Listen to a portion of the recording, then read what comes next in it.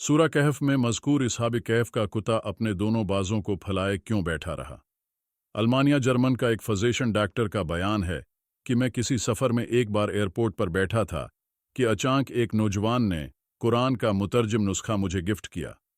मैंने उसका दिल रखने के लिए थैंक्स करते हुए ले लिया और दिल में ख्याल किया कि इस नौजवान के सामने से ऊजल होने के बाद इसको फेंक दूंगा। थोड़ी देर के बाद वो मेरी नज़रों से गायब हो गया। मेरी भी फ्लैट का वक्त हो गया और मैं जहाज़ में बैठ गया।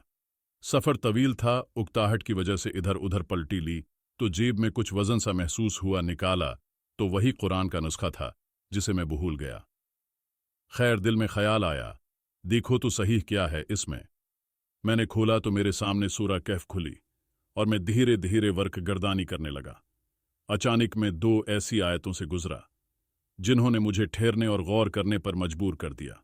वो दोनों आयतें ये थी। तर्जुमा: आप देखेंगे कि आफताब बौखते तुलुआ इनके बगार से दाएं जानिब को झुक जाता है और बौखते गुरूब उनके बाएं जानिब कतरा जाता है और वो इस गार की कशादा जगह में है। दूसरी आयत ये है। तर्जुमा: और आप ख्याल करते हैं कि वो बेदार हैं, हालांकि वो सोए होते थे, खुद हम ही उन्हें दाएं बाएं करोटें दिलाया करते थे। इनका कुत्ता भी चौखट पर अपने हाथ फैलाए हुए होता था।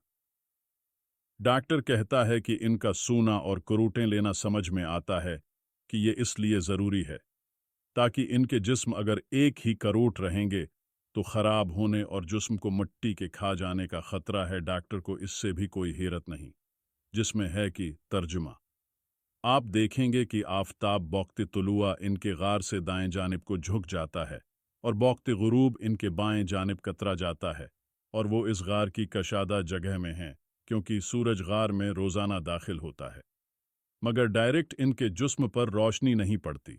डॉक्टर का कहना है कि इल्म तब में ये बात वाज़ेह है ताकि जिस्म पर बिस्तर के निशानात न पड़ें। ज़रूरी है कि कमरा हवादार हो, सूरज की रोशनी इसमें आती जाती रहे लेकिन सीधी जिस्म पर न पड़े। फिर डॉक्टर दूसरी आयत के बारे में गौर फिक्र के बाद कहता है कि करोट लेना भी ज़रूरी इसलिए है कि एक ही करोट पड़े रहने से जिस्म पर ज़ख्म न पड़ जाएं और फिर इसमें बदबू फैल जाए और ज़मीन अपनी खुराक बना ले। डॉक्टर कहता है अब तक मुझे जिस चीज़ ने सबसे ज़्यादा हैरत ज़्यादा किया है वो इनका कुत्ता है, जिसके बारे में आया है कि इसने करवट नहीं ली बल्कि वैसे ही अपने दोनों बाजू फैलाए एक ही हालत में तकरीबा 309 बरस बैठा रहा और इसके जिस्म को कुछ नहीं हुआ, न ज़ख्म लगे न ही इसमें बदबू पैदा हुई। इस आयत करीमा ने उसे तहकीक करने पर मजबूर कर दिया और वो इस पर रिसर्च करने लगा। इसकी हैरत की इस वक्त इंतहा न रही जब तहकीक से इसने ये पाया कि कुत्ते के जिस्म में चमड़े के नीचे एक गुदूद होता है जो ऐसे किस्म का कोई मादा निकलता है जिससे कुत्ता अगर जिंदा है तो इसका चमड़ा खराब नहीं होता, भले वो कितने बरस तक क्यों न बैठा रहे। इसी वजह से इनका कुत्ता इन सब की तरह करवट नहीं ले रहा था। इस मुजज़ाती आयत करीमा ने इस अल्मानी डॉक्टर को इस्लाम लाने पर मजबूर कर दिया और वो मुसलमान हो गया।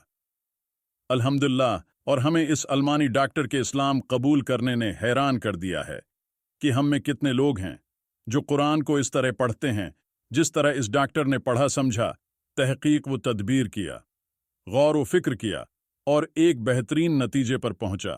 हमने सूरा कहफ सैकड़ों बार पढ़ी होगी, बल्कि हर जम्हा को पढ़ते हैं, लेकिन क्या हमने कभी इस तरह गौर किया है इन सब के करवट लेने का सबब किया था?